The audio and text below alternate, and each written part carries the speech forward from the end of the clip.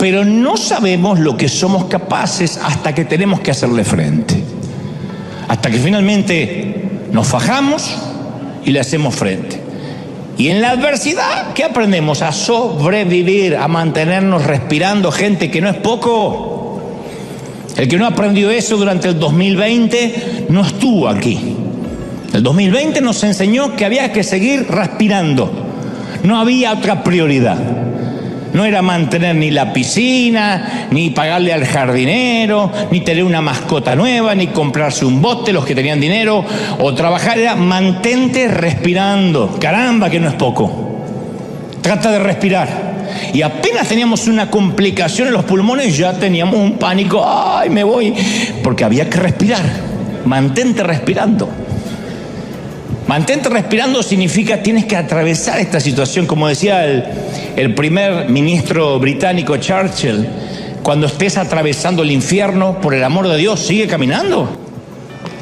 Nadie acampa en el infierno, tienes que seguir caminando. Dios podría haberle permitido a Abraham que se quedara en Ur, a Moisés que se quedara a vivir plácidamente en la corte del faraón como si fuera el príncipe Carlos en Buckingham. Podría haberle apartado a David de Goliat, que nunca se lo encontrara, a Sadrach, Mesach y Abednego del horno de fuego, a Daniel le podía haber quitado el foso de los leones, a Elías le podía haber evitado conocer a Jezabel, esa hermosa mujer, a Nehemías de la cautividad, podía haberle a Juan el Bautista evitado a Herodes, a Esther de ser amenazada, a Jeremías de ser rechazado, a Pablo de naufragar. Pero Dios utilizó todo ese crisol de pruebas, ese tamiz, ese colador, para producir en ellos perseverancia, resiliencia, carácter. Y permíteme ser brutalmente honesto, que no es lo mismo que bruto y honesto.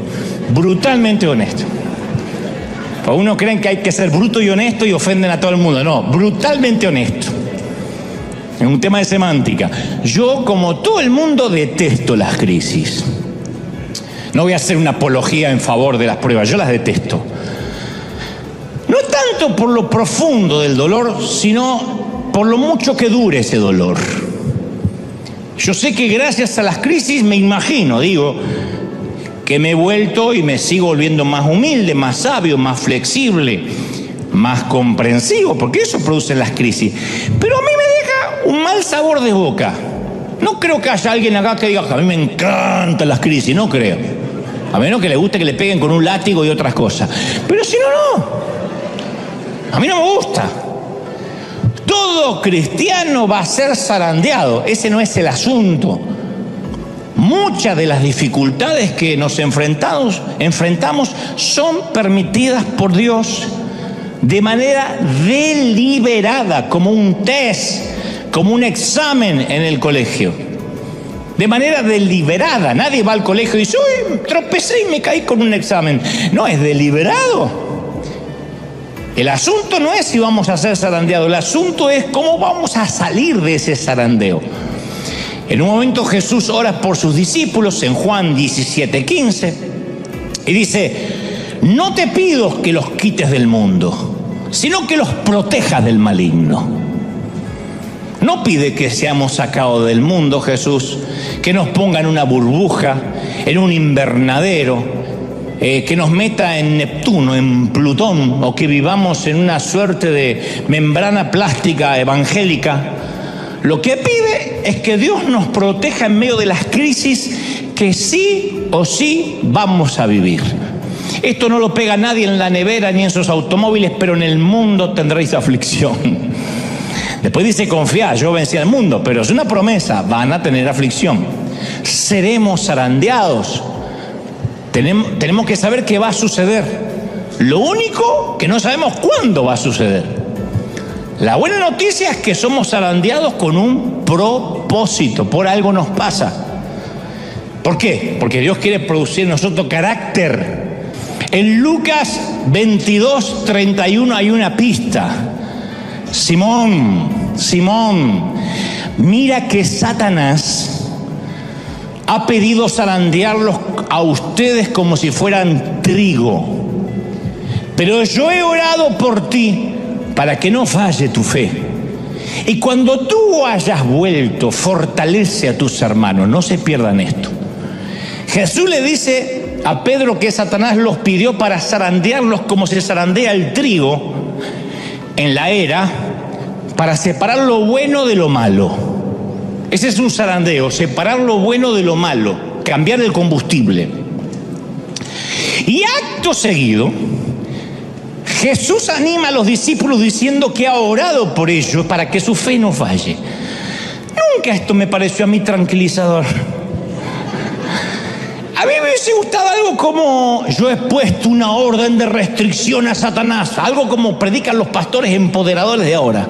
Dios puso un cerco para que el diablo no te toque y no te va a tocar y no te va. A mí me encantaría eso.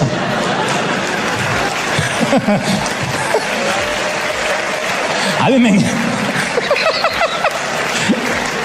Pero no es lo que dice. Jesús no va a poner una orden de restricción, no va a evitar el zarandeo. Y luego añade: cuando hayas vuelto, fortalece a tus hermanos. No dijo: si llegas a salir de esta, espero que por lo menos seas un fortalecedor. No, vas a salir. O sea, deja claro que el zarandeo del enemigo está plenamente controlado y monitoreado por Dios. Siempre Dios tiene un plan. En otras palabras: Pedro, yo estoy orando por ti. He intercedido a mi Padre y hemos concluido en lo siguiente: vas a negarme 3 veces, vas a llorar, cuando llores te vas a arrepentir, cuando te arrepientas te vas a convertir en una roca, y sobre esta roca, sobre ese carácter voy a edificar mi iglesia. ¿Está claro? Chao, que la pases lindo. Notemos quién tiene el control. En Job 38:11 Dios dice que Él limita hasta las olas del mar. No es que, y el tsunami lo trajo el diablo porque quiso. Dice la Biblia, hasta aquí llegarás y no pasarás adelante, y hasta allí llegará el orgullo de tus olas. Dios le habla al océano. Esto significa que si Él controla hasta el océano, es que, aunque Satanás tenga un plan, tiene que pedir permiso. Jesús mismo lo explicó en Mateo 28:18. Dios me ha dado toda autoridad en el cielo, ¿y dónde más? Y en la tierra. Y esto lo prueba. Marcos 1:27 afirma: Él manda aún a los espíritus inmundos y le obedecen. O sea, no hay temporadas en que Jesús tenga más autoridad y temporadas donde Jesús tenga menos autoridad. El lobo no puede tomar la oveja sin el permiso del pastor, y el pastor solo va a permitir cierto ataque si el proceso a la larga valdrá la pena. ¿Estamos hasta ahí, sí o no? Entonces, ¿cuál es el propósito de la prueba de Pedro? Que vuelva y dé testimonio a la iglesia. Cuando vuelvas, confirma a tus hermanos. Jesús permite que Pedro sufra la prueba para que anime a sus hermanos. Entonces, nuestra dificultad, esta enfermedad de ahora, esta crisis, nos está preparando para ser una voz de aliento. Dios no quiere más una iglesia que finja poder. Quiere una iglesia que haya atravesado las pruebas, las crisis, haya tocado fondo y en el fondo haya encontrado roca y lo pueda contar. Allí está Jesucristo, hay roca. ¿Sí o no? Entonces, todo lo que necesitamos recordar, como dice 1 Corintios 10:13, es: vosotros no habéis pasado por ninguna prueba que no sea humanamente soportable. Y podéis confiar en Dios, que no dejará sufrir pruebas más duras de las que vas a soportar, de las que podéis soportar. Por el contrario, dice el apóstol, la prueba hará que seas más fuerte, y Dios proveerá la salida para que puedas soportar. Habrá un éxito, una salida al final. Entonces, la mayoría de los entendidos teólogos leen en Isaías 14:13 la descripción de la caída de Lucifer. Dicen que eso habla de Lucifer, yo lo creo. Dice: voy a subir hasta el cielo, en palabras de Lucifer. Voy a poner mi trono sobre las estrellas de Dios. Voy a sentarme allá lejos en el norte, en el monte donde los dioses se reúnen. Subiré más allá de las nubes más altas y seré como el Altísimo. No son palabras de Nabucodonosor, son palabras de Lucifer. Y debido a que trató de ser como Dios, cayó delante de Dios a través de la historia. Y él se ha pasado la vida tratando de convencer al hombre que haga lo mismo, que caiga. Esa fue la estrategia que usó para decirle a Eva: come de este fruto y seréis como Dios. No cambió. Es tan egocéntrico ahora como lo era entonces. Es tan necio ahora como lo era entonces. Es tan limitado ahora como lo fue entonces. No lo olvide, todos los ángeles son inferiores a Dios, todos. Dios es omnipresente, está en todas partes a la vez. Los ángeles no pueden estar en todas partes a la vez. No pueden reproducirse, son asexuados. De manera que los ángeles que cayeron nunca se reprodujeron y la humanidad siempre fue creciendo. Son demasiado pocos demonios para tanta gente. Por eso es muy petulante decir: anoche el diablo me atacó. ¿Qué se va a atacar el diablo si no sabe ni sabe dónde vive por ahí?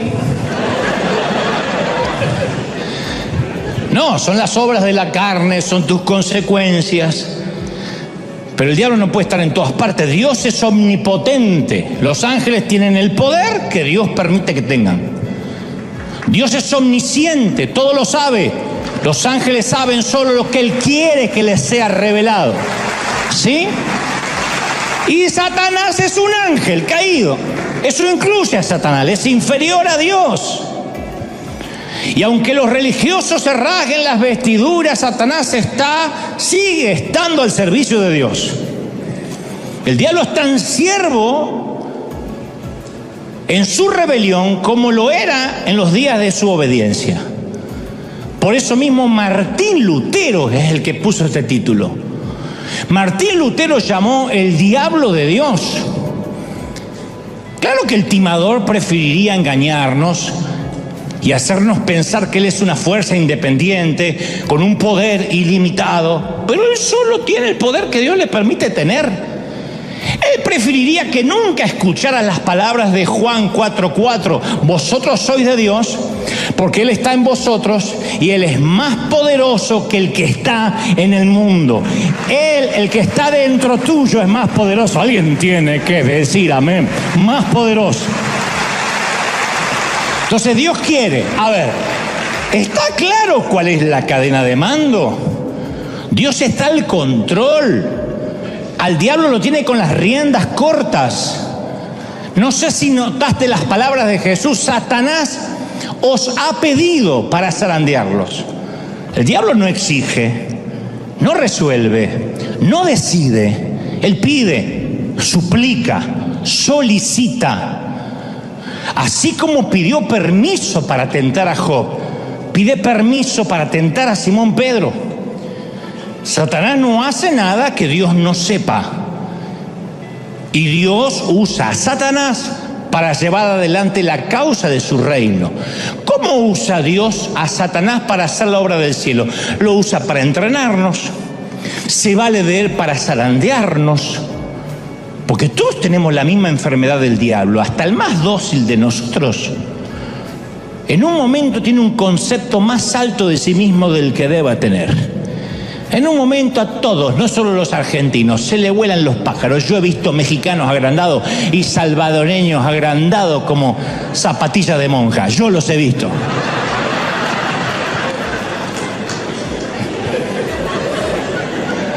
Tal parece que Pablo también. Porque uno va al currículum vitae del apóstol Pablo y claro, un encuentro personal cara a cara con Jesús resucitado, participante de visiones celestiales, apóstol escogido directamente por Dios, uno de los autores de la Biblia, sanó enfermo, viajó a través del mundo, escribió uno de los documentos más grandes de la historia. Pocos pueden igualar los logros de este prócer llamado Pablo. Y capaz que Pablo empezó a picarle el bichito y se empezó a autofelicitar. Y Dios, que ama a Pablo y odia el orgullo, lo protege a Pablo del pecado. Y obviamente, ¿a quién usa? A Satanás. Segunda de Corintios 12:7, por eso, para que yo no me creyera más de lo que soy, dice el apóstol, por tantas revelaciones maravillosas que tuve por haber ganado el campeonato del fin del mundo en Qatar. No sé si estaba eso, pero creo que lo hubiese mencionado. Se me ha dado un sufrimiento, una espina clavada en el cuerpo, un emisario de Satanás que vino a maltratarme. No se nos dice la naturaleza de su espina, pero se nos dice el propósito, el origen, para que Pablo siga siendo humilde. Un emisario de Satanás. El emisario pudo haber sido un dolor, una debilidad, una persona que le causaba aflicción, pero sí sabemos que ese emisario lo controlaba Dios. 3 veces le pedía al Señor. No dijo, me puse a reprender al diablo. 3 veces le pedí al Señor que me quitara el aguijón. Y el Señor me dijo, que te baste mi gracia, mi poder se perfecciona en tu debilidad. No te lo voy a quitar. El emisario estaba mandado por Dios. No te lo voy a quitar. Dios podía quitarlo, pero le dijo al emisario, te quedas ahí. Está descrito como un león rugiente que acecha para devorar a la gente. Y Pedro dice, resístanlo, en 1 de Pedro 5:9, resístanlo firmes en la fe, sabiendo que los mismos sufrimientos están siendo experimentados por sus hermanos en el mundo. Resiste. ¿Saben qué es resistir? Ignóralo, resiste, párate en la fe y dile, no tienes ninguna autoridad, tienes una correa así, una correa chiquitita. Las fauces del león están sufriendo. ¿Cuántos lo creen? Díganme amén. El diablo es un asesino por naturaleza, pero no puede decidir. Él cree que decide, no decide. El don de la vida y la muerte es algo que solo maneja Dios. Deuteronomio 32:39, mirad que yo soy Él. Fuera de mí no hay Dios. Yo mato y doy vida, dice el Señor. Yo hiero y yo sano, y no hay quien libre de mi mano. Ese es nuestro Dios. Santiago 4:13. Vosotros que decís, mañana iremos a tal lado o a tal lugar y pasaremos un año y comerciaremos y comerciaríamos, o como se diga. Comercializaremos, muy bien, y obtendremos ganancias. No sabéis lo que traerá mañana. ¿Qué es tu vida? ¿Eres niebla que aparece por poco tiempo y desaparece? En lugar de eso tienes que decir, si Dios quiere, viviremos aquello. Si Dios quiere, haré tal cosa. Nunca dijo, si Satanás quiere. Si Dios no quiere, yo no lo voy a hacer. Si esta noche llego a casa, es porque Dios me llevó a casa.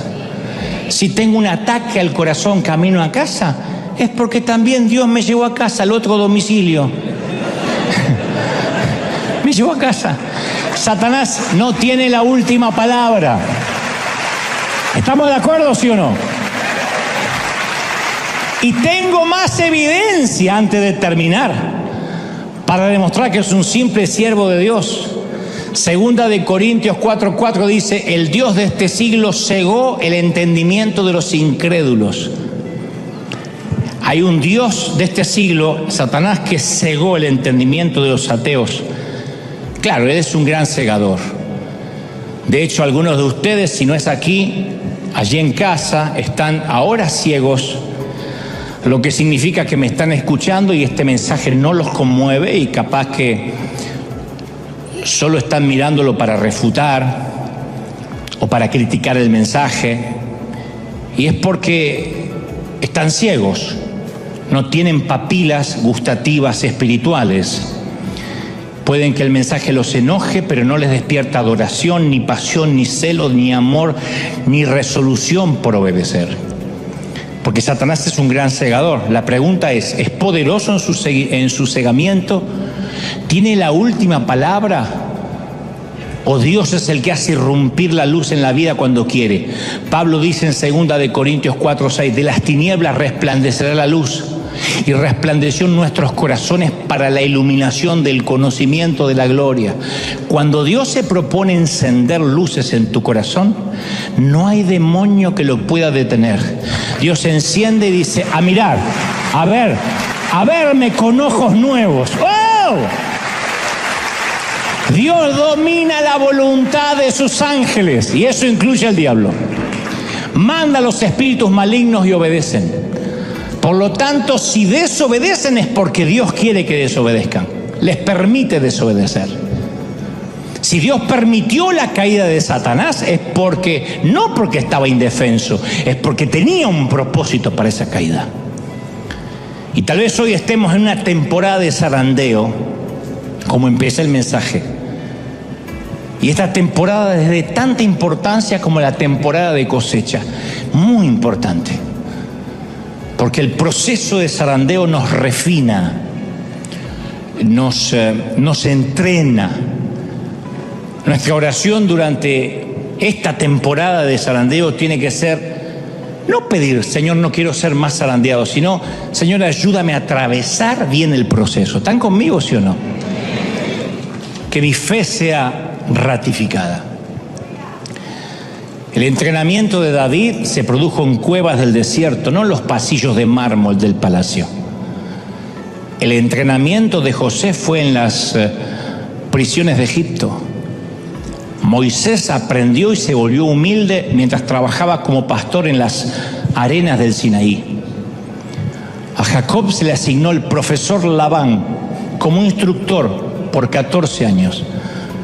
Y cada uno de estos líderes, cuando se enfrentó a un reto difícil, tuvo la oportunidad de vengarse, de negarse, de echarse atrás o escapar. No hicieron nada de eso. David se convirtió en uno de los mayores reyes que tuvo Israel. José se convirtió en el segundo hombre de autoridad de Egipto. Moisés sacó a 2 millones de personas o 3 millones de personas de la esclavitud. Jacob se convirtió en el padre de las 12 tribus y ayudó a poner los cimientos para la gloriosa venida del Mesías. ¿Dónde? En el zarandeo, en el cambio de combustible. Obviamente a todos nos gusta una vida normal, sin alteraciones. Pero a todos, sin excepción, en algún momento nos llega una temporada de crisis. Quien diga: a mí nunca me llegó una temporada de crisis, o está mintiendo o vive dormido, porque la crisis llega. Tal vez un colapso económico, un ser amado que parte a la eternidad antes de tiempo. Cuando digo antes de tiempo es que no se va de viejito, sino que un accidente, un infortunio, una tragedia nos lo quita. Nos descubren en un análisis de rutina que tenemos un tumor maligno que hay que empezar a tratar. O nuestro hijo toma un camino que deshonra todo aquello que le enseñamos y todo aquello en lo cual creímos, y de repente nos deshonra. No queremos ni que miren las redes sociales de nuestro hijo porque nos avergüenza. Cierta vez yo conocí a una mamá que el bebé que tenía en su vientre le habían diagnosticado grandes defectos cognitivos y los amigos no sabían qué decirle. Entonces algunos decían: no, el bebé está sano, tienes que confesarlo, tienes que tener fe, y oraban por la pancita de la mamá y todos se pusieron a orar y el bebé no nació sano, como suele pasar. Entonces algunos decían: miren que los ateos, los inconversos los están observando, no lloren, no se entristezcan, muestran que tienen gozo y victoria. Otro decía: Dios los debe amar mucho, los ama demasiado, por eso les dio un hijo retardado, porque los ama mucho. Ni siquiera te voy a decir lo que sintió esta pareja con ese comentario tan ridículo, ¿no? Lo que les provocó. Pero terminaron por ignorar los comentarios de todo el mundo y decidieron unirse como pareja más que nunca, a crecer a través de su íntimo, de su dolor íntimo, de su dolor privado, de su propio dolor que nadie podía de afuera opinar. Hoy ellos afirman que no renunciarían a ese crecimiento maravilloso que tuvieron como pareja, como familia, por tener un hijo más saludable, no lo cambiarían. Y no lo dicen como resignados. Ellos dicen que esa experiencia los hizo mejores personas. Sacó la mejor versión de sí mismos. Claro, a nadie le gusta ver a un hijo enfermo, o con una minusvalía, o limitado. Pero cualquier crisis, sea lo que sea, nos lleva a un embudo, a una pregunta. ¿Sobre qué puedo edificar mi vida de manera que las circunstancias no me roben la felicidad? ¿Sobre qué tiene que estar edificada mi vida para que pase lo que pase yo siempre siga teniendo gozo? Los investigadores observaron que las personas que son capaces de enfrentar la adversidad terminan siendo más fuertes que antes. Hay toda una generación de cristal que se ofende por cualquier cosa, que un vientito ya, ay, sí, no voy mal a la iglesia porque me miraron mal, me sacaron mi asiento. Que acá no pasa en el otro servicio. Pero hay otra generación que se ha hecho fuerte, a fuerza de que de golpes. Y así como existe el estrés postraumático, los investigadores hablan del estrés o del crecimiento postraumático. Del crecimiento postraumático, los traumas que hacen que nos desarrollemos, que tengamos otro carácter. Y estos investigadores sostienen que la adversidad conduce al crecimiento. La adversidad nos hace fuertes, o sea, la adversidad nos lleva a crecer más que ninguna otra cosa que pueda existir. La adversidad es lo que nos hace crecer. Muéstrame una mujer, un hombre que tuvo adversidad en su vida y yo te voy a mostrar a alguien con carácter firme, no necesariamente amargado o amargada. Porque en la adversidad descubrimos de qué estamos hechos. Un líder, ¿cómo se muestra un líder? Y en tiempos de pandemia, en tiempos de tempestad, de zozobra, en tiempos de los vientos golpean la barca, ahí es cuando se para un líder.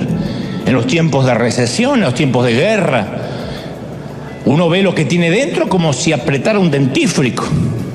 Y a veces decimos, ay, yo nunca podría pasar lo que pasó a esa persona. Yo creo que si estuviera en su lugar me moriría.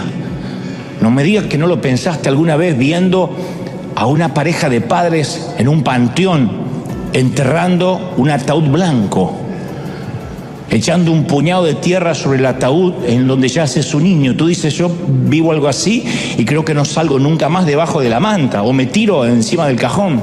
Y luego atravesamos algo similar o peor y vemos que el corazón sigue latiendo, que el mundo sigue girando, aunque muchas veces nos queremos bajar. El mundo sigue girando. Uno quisiera que el mundo se detenga, que esté en low motion, en cámara lenta, porque hoy tenemos un funeral y el mundo sigue. Siguen los vendedores en la puerta, sigue alguien chismeando, sigue la suegra diciendo, los voy a visitar un día de esto. La vida sigue.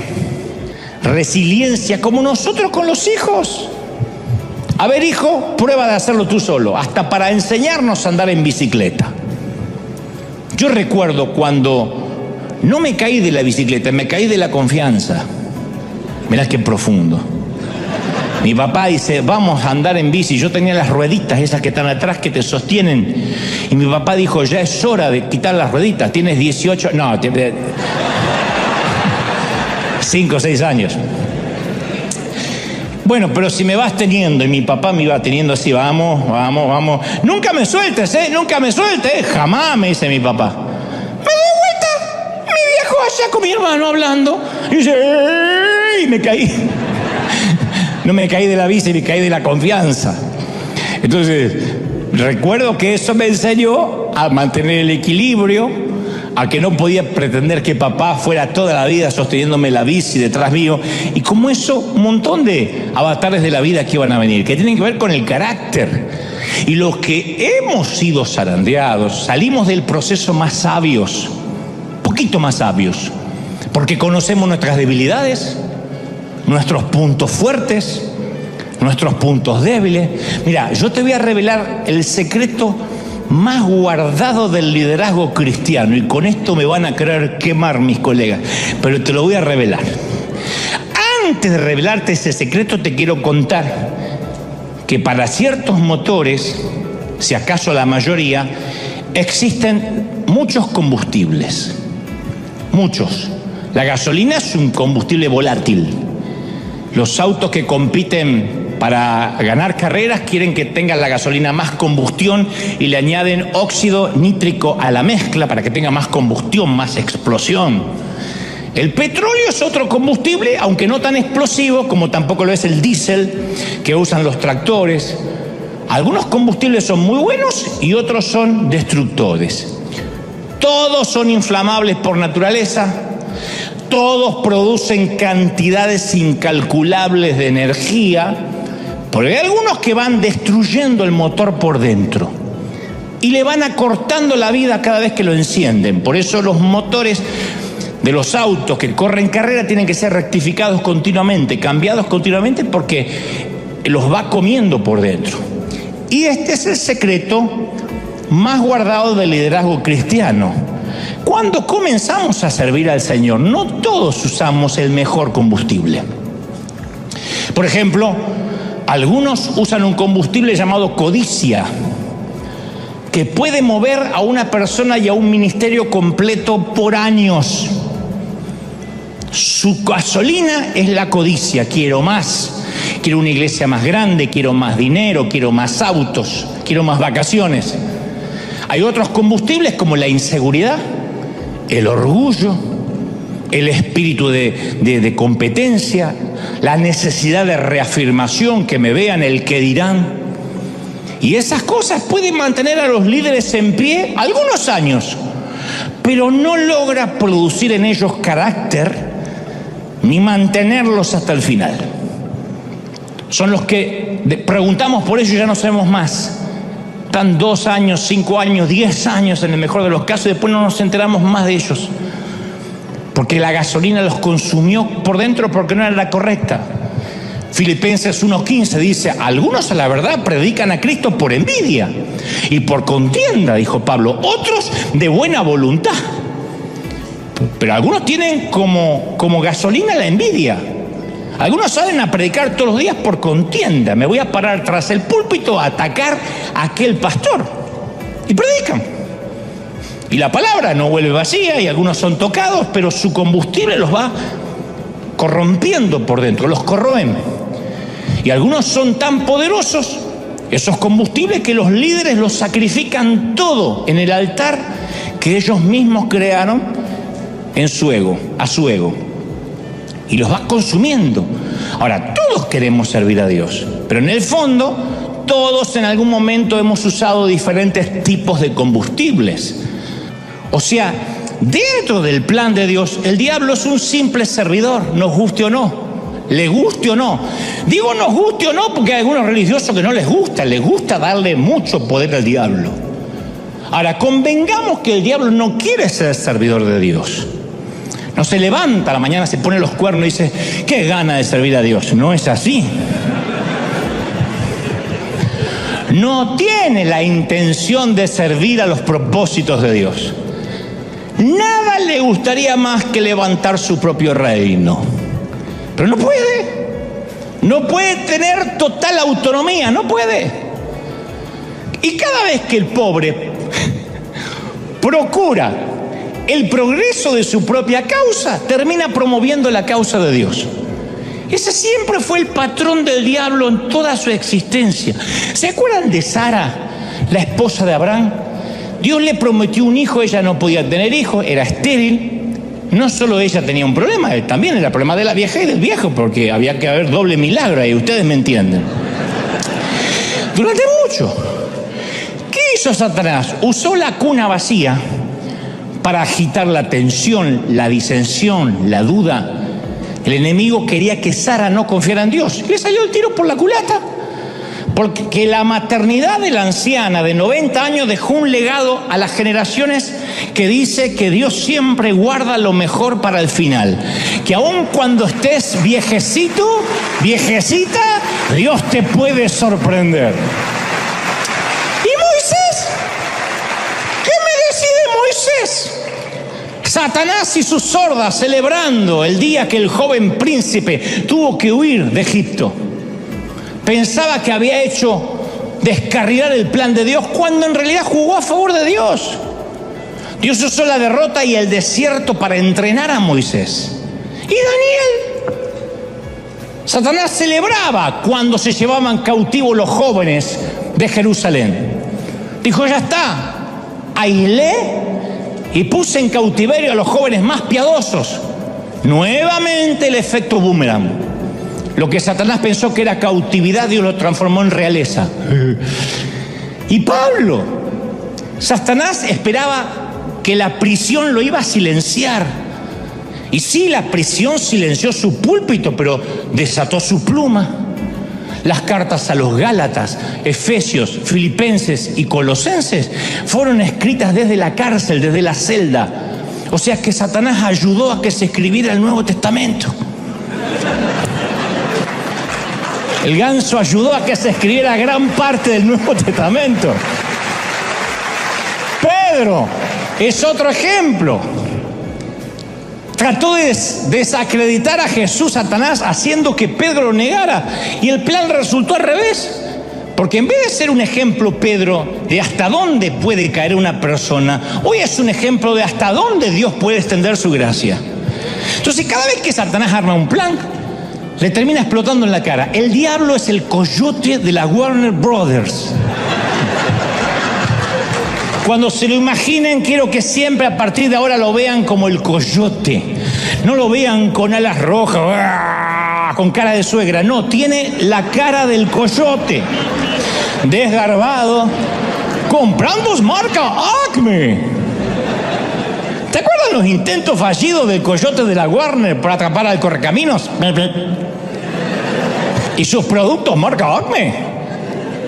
Porque deja en claro Dios quién es el que dirige la tierra. Satanás puede pavonearse todo lo que quiera, pero Dios es el que tiene la última palabra.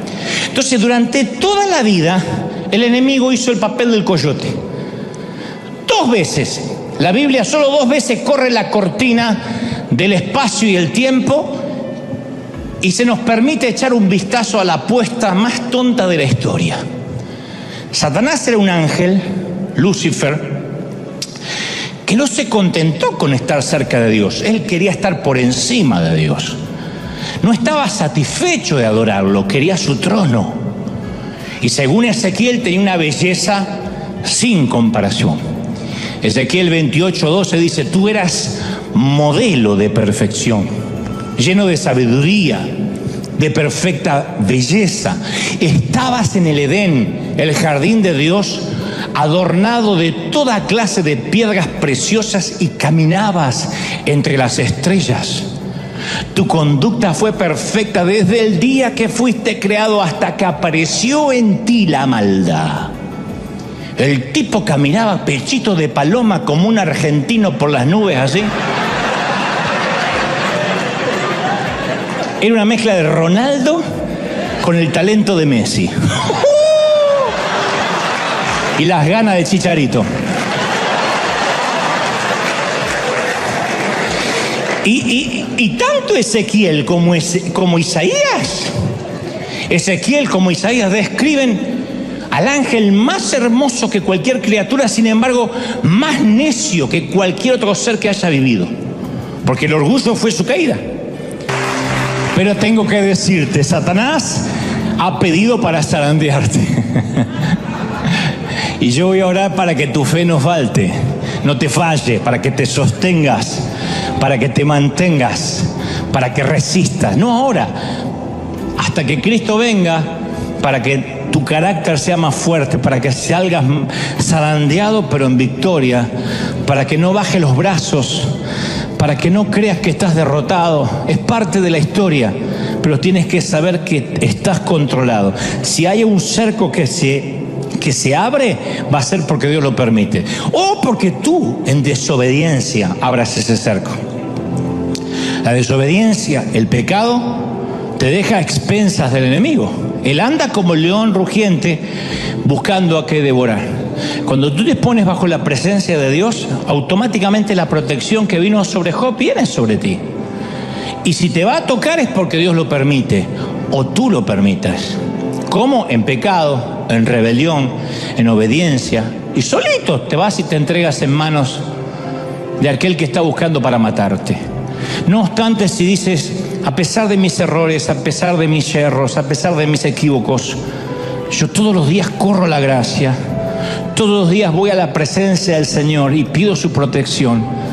Tienes que saber que no importa, no hay diabetes, no hay pandemia, no hay virus, no hay cáncer, no hay metástasis que va a matarte si Dios no quiere que te mate. Si Dios te quiere llevar de algo, te va a llevar, con algo te va a llevar. Algo se va a valer para llevarnos. Pero eso no viene porque Dios se descuidó, porque estaba ocupado. Es propósito de Dios. Es maravilloso saber que uno está viviendo en el propósito de Dios.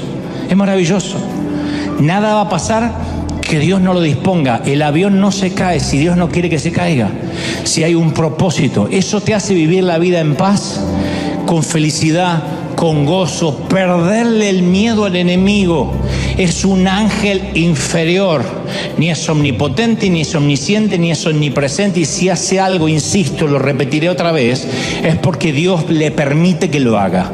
Y le dice, hasta aquí, cuidado, porque yo le voy a dar la salida para que pueda soportar, porque es mi hijo, lo estoy procesando. ¿Está recibiendo esta palabra, sí o no? ¡Impresionante!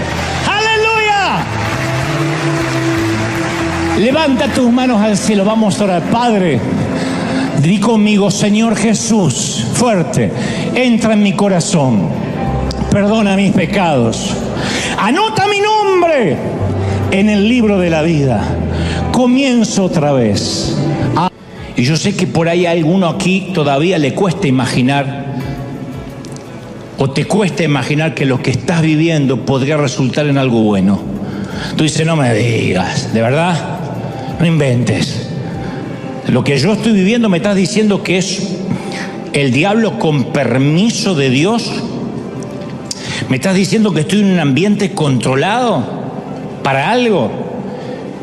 Y capaz que te cuesta concebir que esa enfermedad, que esa deuda, que esa muerte puede ser un instrumento para algo digno. Y si te cuesta todavía, te doy el último ejemplo para terminar.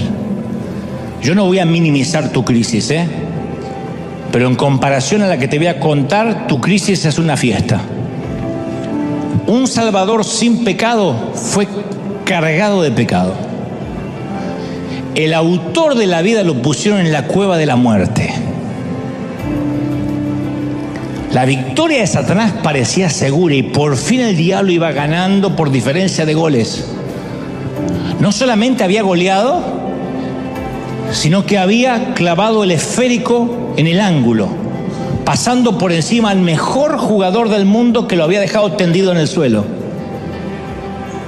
A Satanás le había salido el tiro por la culata con todo, desde Sara hasta Pedro, pero ahora le había salido las cosas bien. Todo el mundo había visto su victoria y él ya estaba haciendo el bailecito de la victoria. Sin embargo, de repente se ilumina el sepulcro al tercer día, retumba la roca y Satanás supo que lo habían timado otra vez. Una vez más había sido la herramienta en las manos del hortelano. Aunque un día se rebeló, el pobre desgraciado nunca dejó de ser el diablo de Dios. ¿Te imaginas cómo pierde autoridad con sus ángeles? Porque dicen, jefe, cada vez que usted hace algo sale al revés.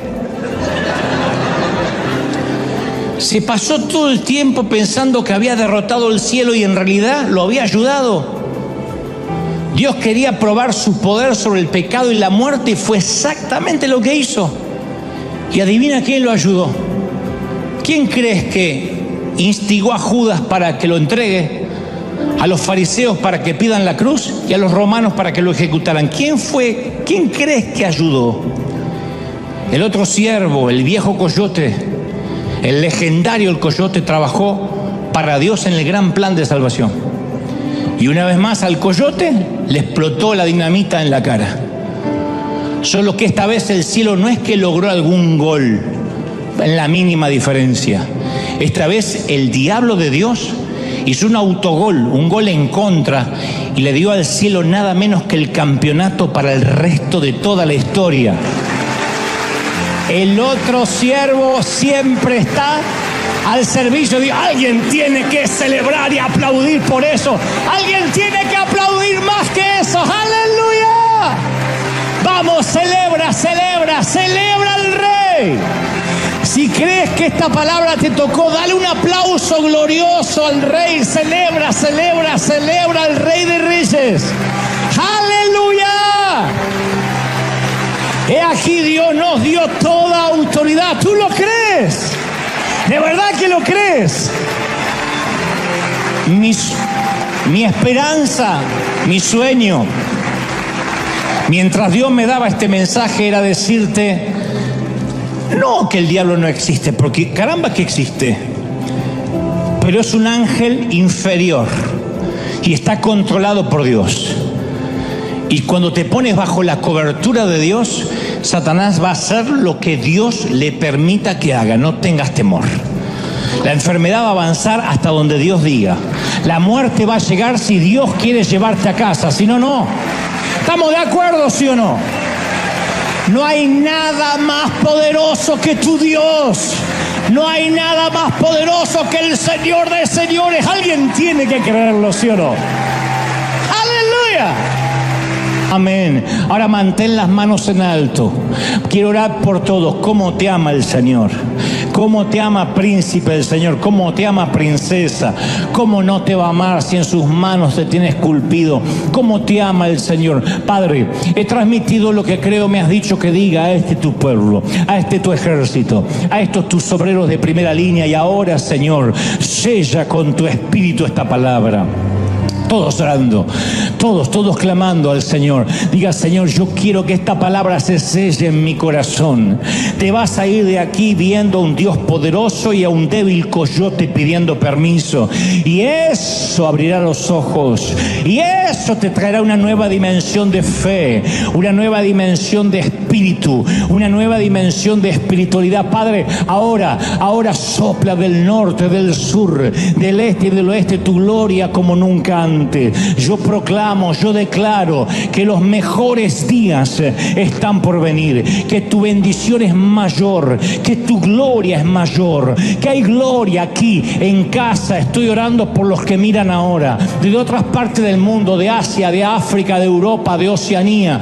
Ahí está el Señor, ahí está sosteniéndote. No te entregues, mami, no te entregues, papá. Hijo, no baje los brazos, dice el Señor. Yo estoy contigo. No te entregues, vamos, levanta la mano y comienza a clamar. Somos miles aquí y yo estoy queriendo que nos unamos juntos, unánimes, clamando, pidiendo, Señor, gloria de eterna venga sobre nosotros, unción eterna venga sobre nosotros, corriente del Espíritu sopla, corriente del Espíritu derrama tu gloria, tu presencia. Yo sé que vienen tiempos nuevos, tiempos de gloria, cosas que ojo no vio, ni oído yo, ni han subido a tu corazón. Yo lo creo, yo lo declaro, yo proclamo tu bendición. Vamos, levanta las manos al cielo una vez más y dile, Señor, recibo esta palabra.